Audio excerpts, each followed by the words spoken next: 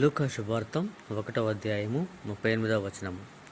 అంతట మరియమ్మ, ఇదిగో నేను ప్రభువు దాసురాలను, నీ మాట చొప్పున నాకు జరగను గాక అందెను. అంతటా ఆ దూత వెళ్ళిపోయాను. ప్రియమైనటువంటి దేవుని బిడ్డలారా, దేవునిచే ఒక సాధారణమైన స్త్రీ ఎన్నుకోబడుట ఎంత ధన్యత కలిగి ఉండాలి. మరియ తల్లి దేవునిచే ఎన్నుకోబడి ఉన్నది అంటే ఆమె ఎంత గొప్పగా పవిత్రంగా జీవించి ఉంటుందో ఒకసారి మనం ఆలోచించాలి. దేవుడే పరలోకం నుండి భూలోకానికి రావడానికి ఎంచుకున్న మార్గం మరియ తల్లి గర్భం.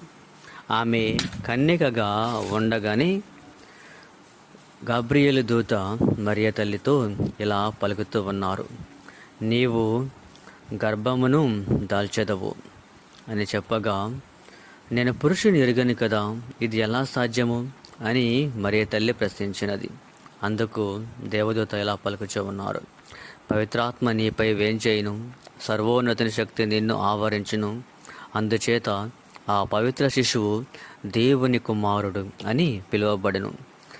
అప్పుడు మరియ తల్లి, ఇదిగో నేను ప్రభు దాసురాలను, నీ మాట చొప్పున నాకు జరుగును గాక అని పలికెను.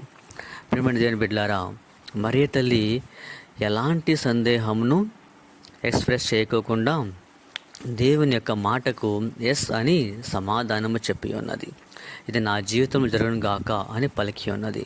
మరి దేవుడు మనకు చెప్పినటువంటి కార్యాలను మనం చేస్తూ ఉన్నామా? వాటికి మనము ఎస్ అని సమాధానం చెబుతూ ఉన్నామా?